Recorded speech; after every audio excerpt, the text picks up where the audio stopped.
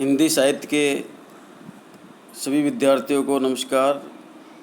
जो विद्यार्थी BA, MA, net, set, TGT, PGT, school lecture एवं कॉलेज आचार्य पद के लिए तैयारी कर रहे हैं, उन सभी के लिए मैं एक नया विषय लेकर आया हूँ, जिसका शीर्षक है मानस का हंस उपन्यास। विद्यार्थियों, मानस का हंस उपन्यास अमरलाल नागर का एक प्रसिद्ध उपन्यास है। तो सबसे पहले हम इस उपन्यास के लेखक अमरलाल नागर का जीवन परिचय जानते हैं, उसके बारे में विवेचन एवं विश्लेषण करते हैं।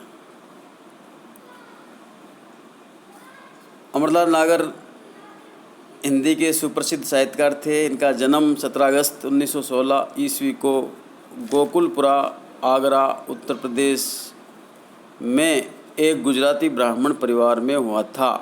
यहाँ इनकी ननिहाल थी।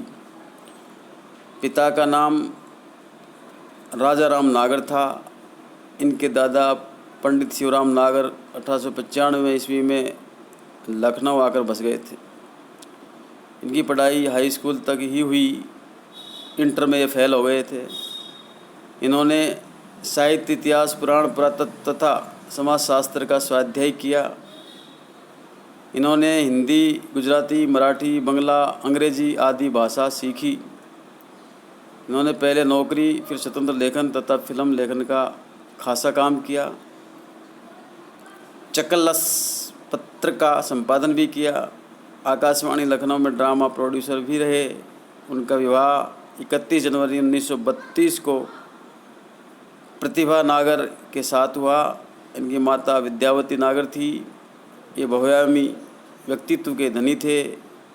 इन्होंने नया साहित्य, प्रसाद आदि मासिक पत्रों का संपादन किया। 1940 से 1947 तक फिल्म पटकथा लेखन का कार्य किया।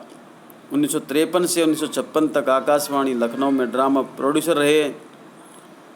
स्वतंत्र लेखन की आकांक्षा से प्रोड्यूसर पद से त्यागपत्र देकर स्वतंत्र लेखन में जुट गए। प्रारंभ में कुछ कविताएं लिखी। शुरू में उन्होंने मेघराज इंद्र के नाम से कविताएं लिखी।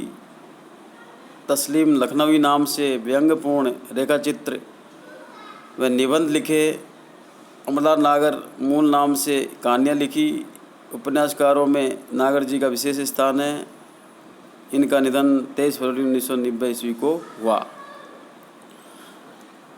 रचनाएं: अमरलाल नागर ने कहानी, उपन्यास, नाटक, रिपोर्टाज, निबंध, संस्मरण, व्यंग, बाल साहित्य, अनुवाद, संपादन आदि विधाओं में लेखन कार्य किया।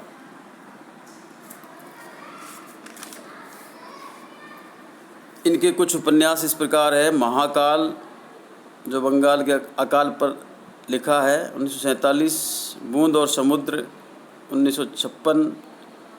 शतरंज के मोहरे, 1959। सुहाग के नूपुर, 1960। अमृत और विष, 1966। सात घूंघट वाला मुखड़ा, 1968। एकदा नैमिषारण्य,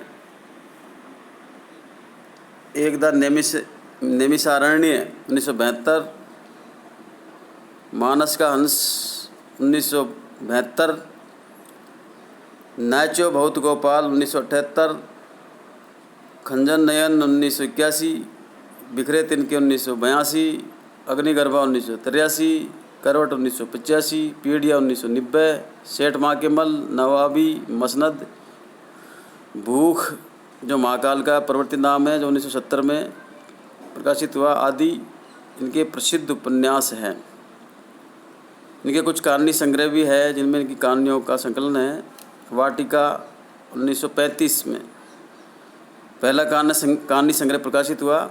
इसके बाद अवशेष, 1937। तुलाराम शास्त्री, आदमी नहीं नहीं, पांचवा दस्ता, एक दिल हजार, दास्तां, एटम बम, पीपल की परी, कालदंड की चोरी, मेरी प्रिय कहानियाँ, 1970। पांचवा दस्ता और 7 कहानियाँ, 1970। भारतपुत्र नौरंगी लाल, 1972। सिकंदर हार गया 1982, एक दिल हजार अफसाने 1986, लगभग सभी कहानियों का संकलन है एक दिल हजार अफसाने, जो 1986 में प्रकाशित हुई। ये इनके कुछ कहानी संग्रह हैं। नागर जी की समस्त रचनाओं का संकलन अमरलाल नागर रचनावली 12 खंडों में नाम से संपादक डॉक्टर शरद नागर ने 1992 ईस्वी में प्रकाशित करवाई। सम्मान नागर जी को अपनी रचनाओं पर कई सम्मान भी मिले, जिनमें है बूंद और समुद्र उपन्यास पर काशी नागरी पचाणी सभा का बटुक प्रसाद पुरस्कार एवं सुधारक पदक, सुहाग के नूपुर उपन्यास पर उत्तर प्रदेश शासन का प्रेमचंद पुरस्कार 1962-63, अमृत और विश्व पर साहित्य अकादमी पुरस्कार, मानस का हंस पर मध्य प्रदेश शासन साहित्य परिषद का वर्ष 1972 का अखिल भारतीय वीर सिंह देव पुरस्कार, मानस का हंस उपन्यास पर ही उत्तर प्रदेश शासन का वर्ष 1973-74 का राज्य साहित्यिक पुरस्कार, हिंदी रंगमंच की विशिष्ट सेवा हेतु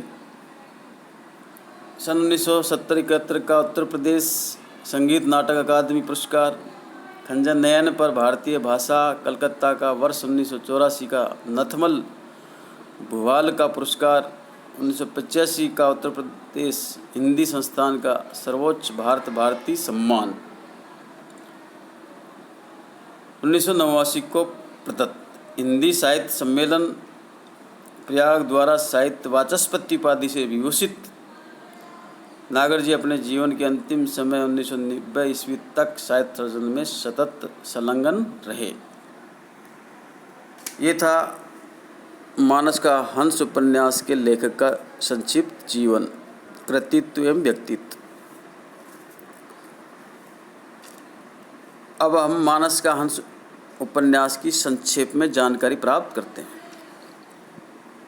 मानस का हंस उपन्यास की रचना अमरलाल नागर ने 1972 ईस्वी में की थी। यह उपन्यास गोस्वामी तुलसीदास के जीवन पर लिखा गया है।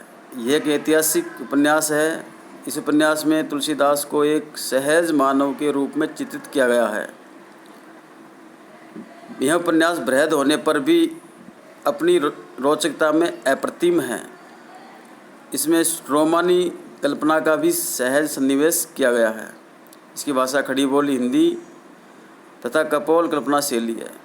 यह उपन्यास हिंदी साहित्य की अमूल्य निधि माना जाता है। नागर जी ने इसे गहरे अध्ययन और मंथन के पश्चात अपनी विशिष्ट लखनवी शैली में लिखा है। इसमें लेखक ने तुलसीदास के व्यक्तित्व के द्वारा उदार मानवतावादी दृष्टिकोण की स्थापना की है। तुलसी सगुण भक्त कवि थे। राम के अनन्य उपासक होने के बावजूद इसके अन्य धर्मावलंबियों के प्रति उनकी दृष्टि आदरपूर्ण थी। तुलसी के युग में विभिन्न मतांतरों और धार्मिक संप्रदायों की परस्पर द्वेषपूर्ण स्थितियों को लेखक ने अत्यंत कौशल एवं निपुणता के साथ प्रस्तुत किया है। ऐसा करके उपन्यास को आधुनिक संदर्भों से जोड़ दिया है। तुलसी ने पीड़ित शोषित लोगों को संगठित कर जन समुदाय की पीड़ा हरने की ओर प्रेरित किया और स्वयं शक्ति अर्जित की।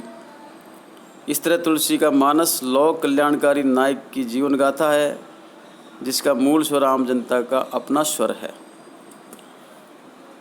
यह हिंदी उपन्यासों में क्लासिक का सम्मान पा चुका है।